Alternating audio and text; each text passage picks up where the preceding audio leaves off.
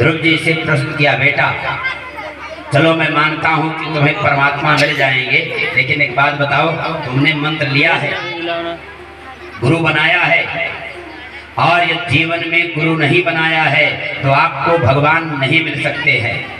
गुरु बिन भवनिध तरय न कोई, जो विरंच शंकर सम होई। वो चाहे भगवान शिव के समान क्यों ही नहीं हो, ब्रह्मा के पद को क्यों नहीं प्राप्त किया हो, लेकिन बिना गुरु के इस संसारिक जीवन से उद्धार नहीं हो सकता है। और गुरु का काम होता है गु माने अंधकार और रो माने प्रकाश।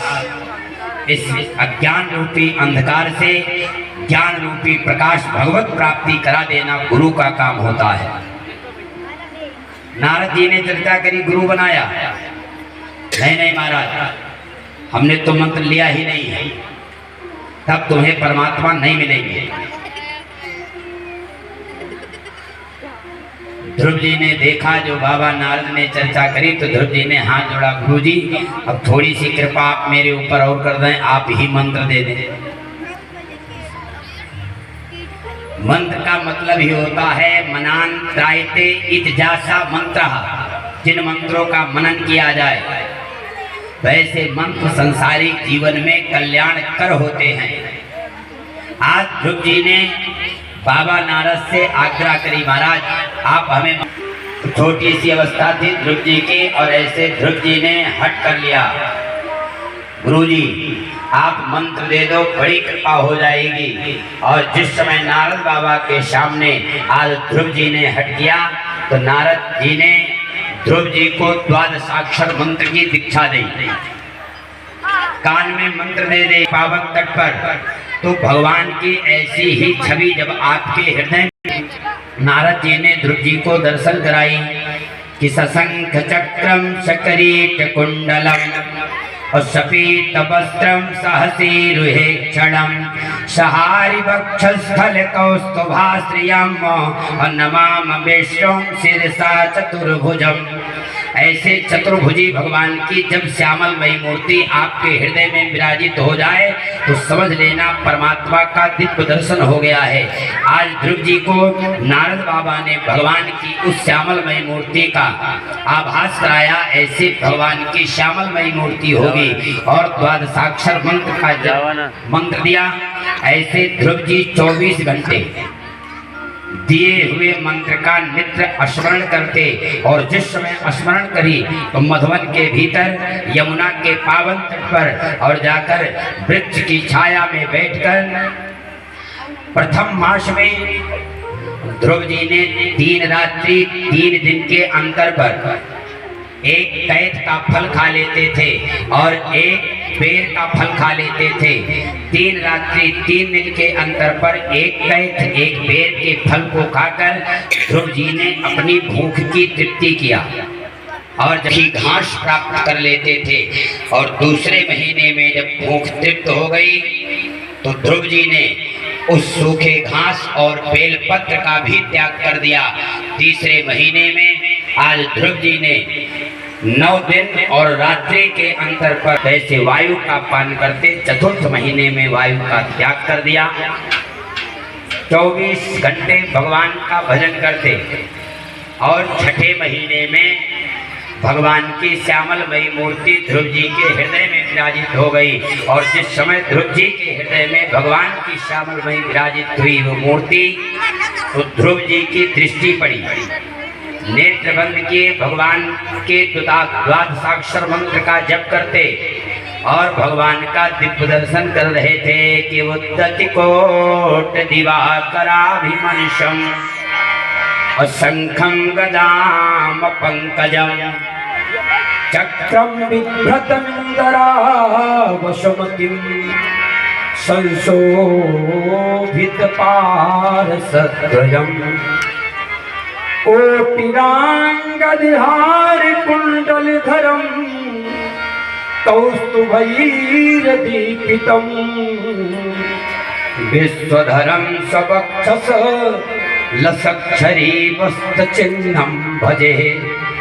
वो भगवान पीताम्बरधारी, श्री वस्त्र का चिन्ह, वो कौस्तुभ मणि की माला पहने, शंख चक्र गदा पद्म हाथ में लिए ऐसे चतुर्भुजी जब भगवान का छठे महीने में ध्रुव जी ने दर्शन करी तो ध्रुव जी के नेत्र खुल गए।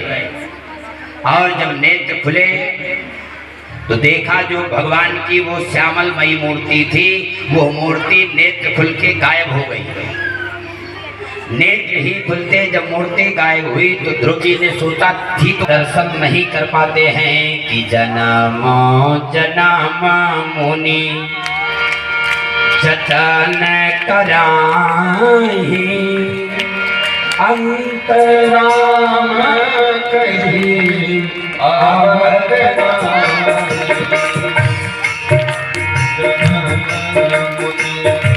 जतन कराहि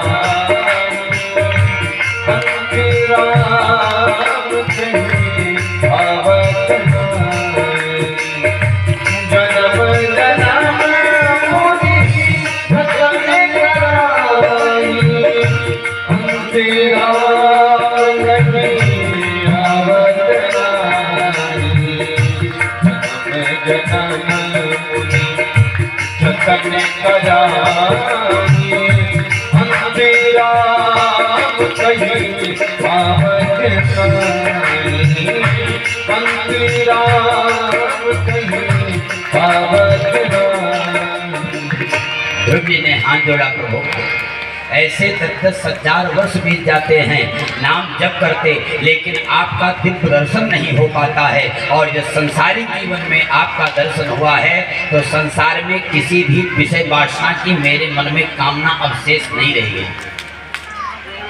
भगवान ने कहा फिर भी ध्रुव, मैया के कहने से राज्य की लालसा से आप जप करने आए। ध्रुव जी ने कहा प्रभु राज्य की लालसा का जीवन से त्याग हो गया है। राज्य की लालसा से आए, हम आपको तुम्हारा राज्य दे रहे हैं वरदान में कि अपने राज्य का आप उपयोग करोगे, भोग करोगे। और ऐसे ध्रुव जी जो भगवान के समक्ष से वरदान प्राप्त करी अपने राज्य आए। और जिस समय राज्य पधारे तो श्रवण किया उत्तम किसी कार्यार्थक अलका नगरी कुबेर के यहाँ गया था और ऐसे यक्षों ने उत्तम को मार दिया। और जब उत्तम की माँ सुरुचि ने सुना बेटा मर गया तो मैया भी अपने प्राणों का त्याग कर दी। और ध्रुव जी ने जब यह बात सुनी तो तमाम सारे सैनिकों की संख्या लेकर कुबेर के राज्य पर चढ़ाई कर दिया और कई हजार यक्ष को मार दिया। यक्ष मनु के पास गए, मनु से प्रार्थना करी, महाराज ध्रुव यदि ऐसे युद्ध करता रहा तो संसार जाति से यक्ष जाति समाप्त हो जाएगी। अरे उपकार के बदले में 2-4 यक्षों को मार देते, बड़ी कृपा थी। हमारे भाई ने छोटी से एक गलती क्या की, एक भाई को मार दिया, बदले में कई हजार यक्षों को मार दिया है। आप मना करो ध्रुव से युद्ध बंद करें। मनु महाराज ध्रुव जी के पास गए और ध्रुव जी से चर्चा करी। महाराज विमान पर बैठकर ये वही ध्रुव हैं जो ध्रुव तारे के रूप में दिखाई देते हैं। चर्चा करते हम आप लोग ना, ये ध्रुव है, ध्रुव तारा, ये यही ध्रुव जी हैं। ये ध्रुव जी के जीवन का 7 महीने का त्याग था। कितने महीने का? 7 महीने का ध्रुव जी के जीवन का किया हुआ त्याग कि महाराज ध्रुव ने उत्तम सा लोक भगवान के लोक में दिव्य प्राप्ति कर ली। और आज भी ध्रुव जी ऐसे संसारिक जीवन में नित्य उनके मस्तक पर आभा चमकती रहती है, वो प्रकाश इस संसार में दिखाई देता रहता है।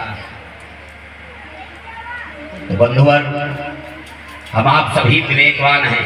परमात्मा ने मानव सृष्टि में मानव को ही विवेकी दिया, विवेक दिया है। और ऐसे विवेकवान होते संसारिक जीवन में जब त्याग की भावना होगी, सत्कर्म अच्छे होंगे तो ध्रुव जैसे जीवन में हम आप सभी को एक स्थान मिल जाएगा।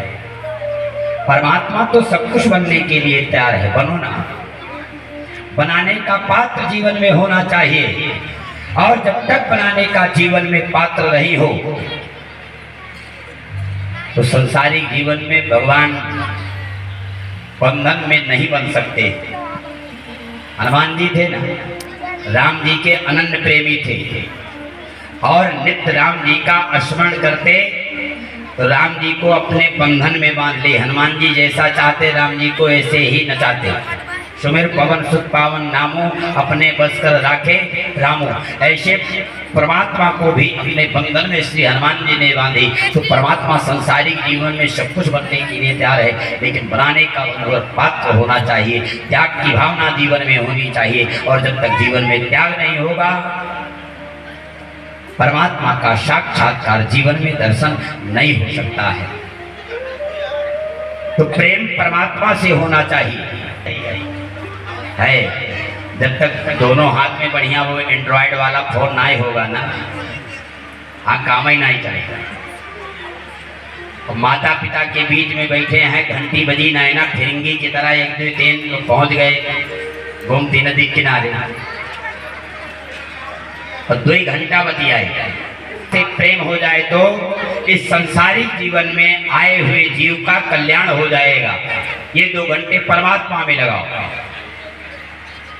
आज ध्रुव जी के जीवन का क्या हुआ त्याग था, ऐसे ध्रुव जी ने अपने जीवन में त्याग की भावना दिया। नित्य निरंतर 24 घंटे भगवान का भजन करते, 7 महीने में भगवान का दिव्य दर्शन प्राप्त करे। इन्हीं के वंश में महाराज अंगबेन पृथु हुए, जो पृथु भगवान के अवतार हैं, और पृथ्वी मैया के कहने से समस्त औषधि का दोहन करवाए दी, और बाद में उस औषधि को इस राज्य में विभक्त करवा दी। यहीं पर चतुर्थ स्कंद का विश्राम होता है और पंचम स्कंद का शुभारंभ होता है। परीक्षित ने सुखदेव भगवान से प्रश्न करी, महाराज आपने मनो महाराज के प्रथम पुत्र के विषय में बड़ी ही पावन परिचर्चा का रसस्वादन कराया, लेकिन द्वितीय पुत्र के विषय में आपने कोई चर्चा नहीं करी। सुखदेव भगवान ने परीक्षित से कहा, राजन मनो महाराज के द्वितीय पुत्र थे महाराज प्रियव्रत, जिनको संतान की प्राप्ति हुई। तो प्रियव्रत के पुत्र थे आग्नेत्र। आग्नेत्र को कोई संतान नहीं थी, और ऐसे संतान ना होते पुत्रेष्टि यज्ञ करवाया तो राजा के नाभि से एक बालक को जन्म हुआ। 2 बच्चे का नाम पड़ गया राजा नाभि। इन्हीं राजा नाभि के पुत्र थे महाराज ऋषभदेव जी। ऋषभदेव जी के 100 पुत्र थे। 100 पुत्रों में सबसे बड़े पुत्र थे भरत महाराज। और जिस समय भरत जी अपने पिता को देखते कि पिताजी गंडकी नदी में खड़े होकर, कमर तक जल में खड़े होकर के हाथ में जल लेकर भगवान भुवन भास्कर सूर्य को सूर्यार्घ्य देखते, तो भरत जी उस बीच रास्ते से छोटे से सत्या नवजात शिशु को हरिण शावक को लिया, और ऐसे हरिण शावक को गोदी में उठाकर अपने आश्रम पर ले गए। और आश्रम पर दुग्ध इत्यादि की व्यवस्था नहीं थी। ऐसे व्यवस्था ना होते भरत महाराज विचार करते, मां नहीं है और आश्रम पर दुग्ध भी नहीं है, किस प्रकार से इस बालक को जीवित रखें। आज ऐसे भरत महाराज अपने हाथों से कोमल कोमल घास के पत्तों को नदी के पावन क्षेत्र से ले आए, और ले जाकर उस छोटे से हरिण शावक को कोमल कोमल घास के पत्ते को खिलाते। मैया नहीं है, प्राणांत हो जाएगा, इसकी रक्षा करनी चाहिए। आज भरत की नित्य नियमित जो भरत प्रातः कालीन वेला से लेकर संध्या काल तक भगवान सूर्य नारायण का जप तप करते, ऐसे भरत महाराज की आसक्ति जब हरिण शावक में हो गई तो कभी 2 घंटे, कभी 1 घंटे, कभी 3 घंटे जब हो पावे, और बाकी का समय उस हरिण शावक में लगा देते थे। और जिस समय हरिण शावक में लगाते तो भरत महाराज ऐसे महीनों तक उस छोटे से हरिण शावक की रक्षा करी। और जिस समय हरिण शावक की रक्षा करी, एक दिन भरत जी प्रातः कालीन वेला में भगवान भुवन भास्कर सूर्य को सूर्यार्घ्य देने के लिए गए। तभी 40-50 हरिणियों का झुंड आया, और जिस समय हरिणियों का झुंड आया तो वो छोटा सा नवजात शिशु, महीनों का शिशु उसी हरिण शावक के बीच में चला गया। और भरत जी अभी ही भगवान भुवन भास्कर सूर्य को सूर्यार्घ्य देकर जब आश्रम आए तो प्रतिदिन तो हरिण शावक छोटा सा बालक मिल जाता था, लेकिन आज जब भरत जी पधारे तो हरिण शावक का पता नहीं था। भरत जी आश्रम का त्याग किए और यात्रा करना शुभारंभ, और ऐसे माँ के वियोग में वो कहीं चला गया होगा, अपने प्राणों का त्याग कर दिया होगा। फिर विचार करते नहीं खान